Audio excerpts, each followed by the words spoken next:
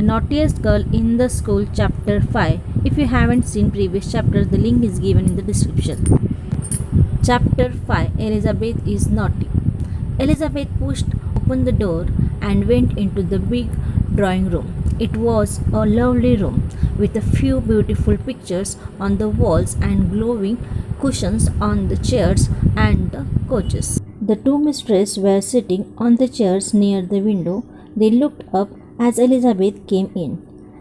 "Well, Elizabeth, we are very glad to see you at Whitleaf School," said Miss Bell. She was young and pretty, but Miss Best was older, and except when she smiled, she had rather a stern face. "Sit down, Elizabeth," said Miss Best, smiling her lovely smile. "I hope you have made a few friends already." "No, I haven't," said Elizabeth. She sat down on a chair. Miss Best looked at her in surprise when she answered so shortly. "Well, I expect you will soon make plenty," said the headmistress. "I hope you will be very happy with us, Elizabeth." "I shan't be," said Elizabeth in rude voice. "What a funny little girl," said Miss Bell, and she laughed. "Cheer up, dear. You will soon find things are very jolly here, and I'm sure you will do your best to work hard and make us proud of you." "I'm not going to," said Elizabeth, going red. "I'm going to be as bad and naughty and horrid as I can possibly be. So there. I don't want to go to school, and I hate Whitleaf School. I will be so bad that you will send me home next week." The little girl glared at the two mistresses as she said all this, expecting them to jump up in anger. Instead, they both threw back their head and laughed. "Oh, Elizabeth, what an extraordinary child you are," said Miss Bell, wiping away the tears of little that had come into her eyes. "You look such a good, pretty little girl, too. No one would think you wanted to be so bad and naughty and horrid." "I don't care how you punish me," said Elizabeth, tears coming into her own eyes, but tears of anger, not of laughter.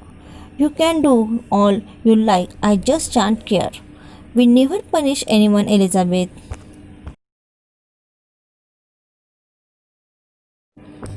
said Miss Best, suddenly looking stern again. "Didn't you know that?" "No, I didn't," said Elizabeth in "Oh, we leave any naughty person to the rest of the children to deal with," said Miss Best. "Every week the school holds a meeting, you know, and the children themselves decide what is to be done with boys and girls who don't behave themselves. It won't bother us if you are naughty, but you may perhaps find that you make the children angry." "That seems funny to me," said Elizabeth.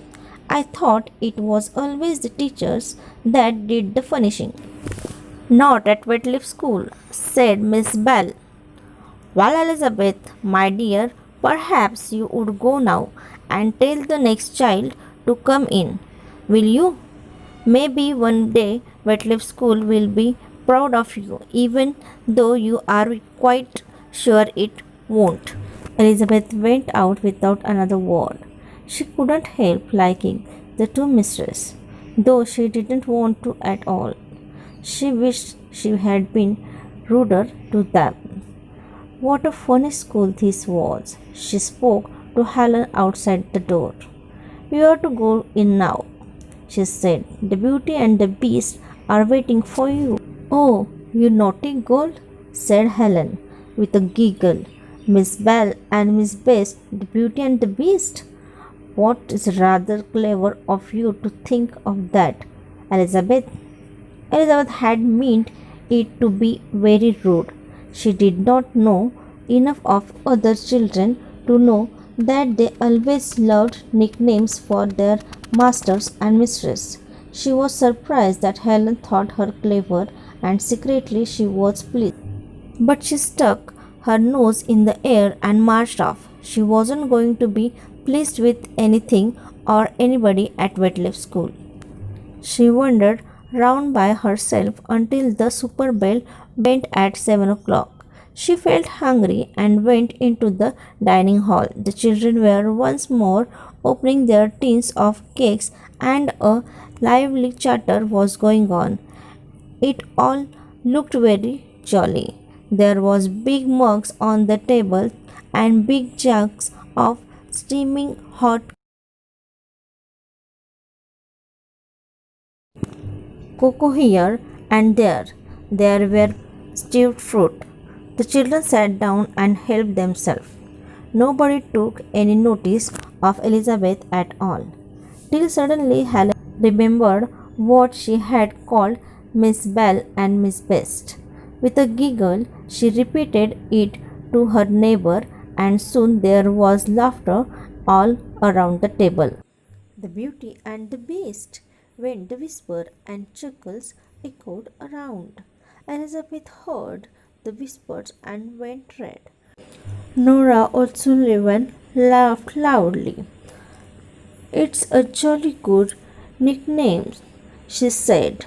Belle means beauty, and the best is very like beast. And certainly Miss Belle is lovely. And Miss Beast isn't. That was pretty smart of you, Elizabeth. Elizabeth smiled. She really couldn't help it.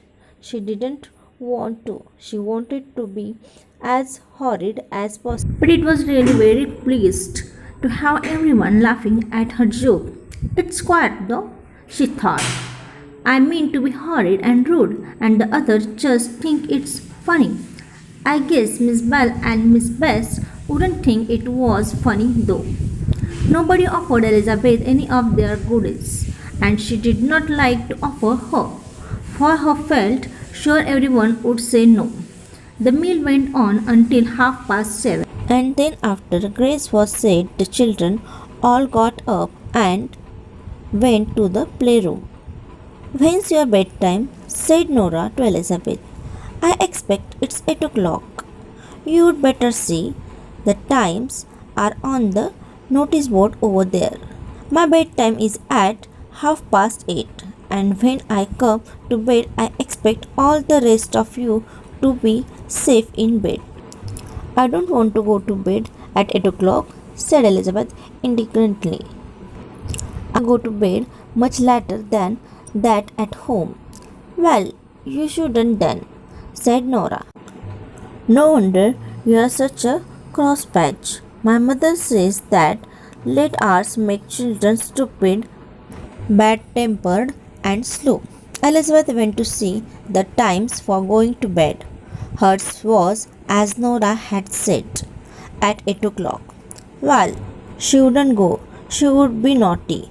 So she slipped out into the garden and went to where she had seen 2 or 3 big swings. She got onto a swing and began to push herself to and fro. It was lovely there in the evening sunshine. Elizabeth quite forgot that she was at school, and she sang a little song to herself.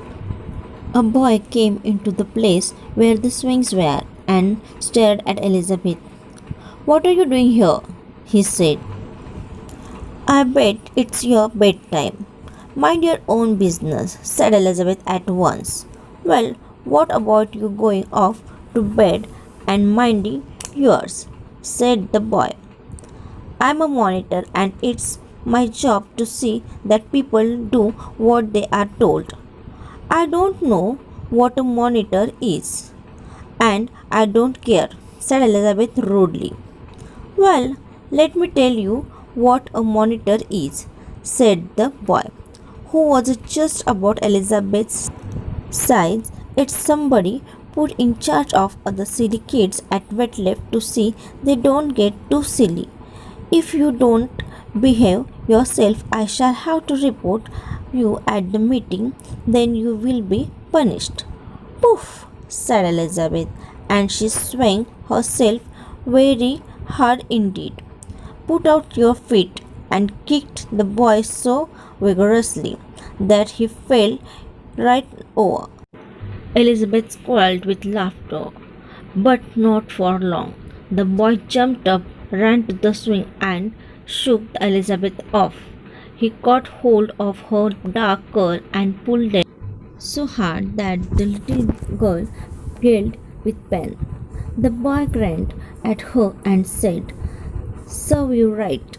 You be careful how you treat me next time, or I shall pull your nose as well as your hair.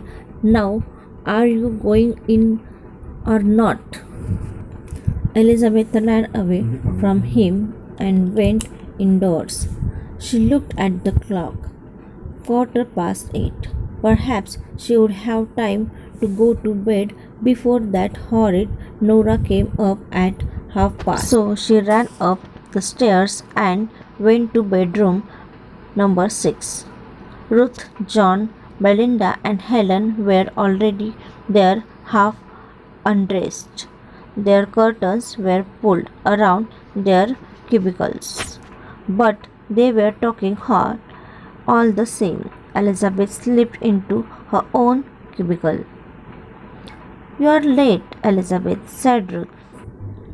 "You will get into trouble if you are caught by a monitor." "I have been," said Elizabeth, "but I didn't care. I was on the swing and I put out my foot and kicked him over." "Well, you are very silly," said Ruth.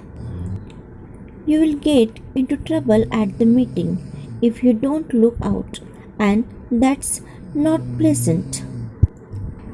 "I don't care for any silly meeting," said Elizabeth, jumping into bed. She remembered that Nora had put her 3 photographs into the locked box, and she jumped out again.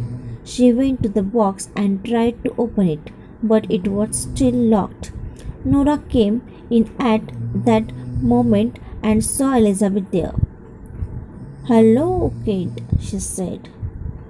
"Do you want your things back?" "Well, apologize, and you can have them." But Elizabeth was not going to say she was sorry. She made a rude face at Nora and flung herself into bed. "Well, you are a sweet child, aren't you?" said Nora mockingly. "I hope you get out at the right side of your bed tomorrow." Then there was a creak as Nora sat on her bed to take off her stockings. A clock struck 8:30 downstairs. "No more talking now," said Nora. "Sleep tight, all of you.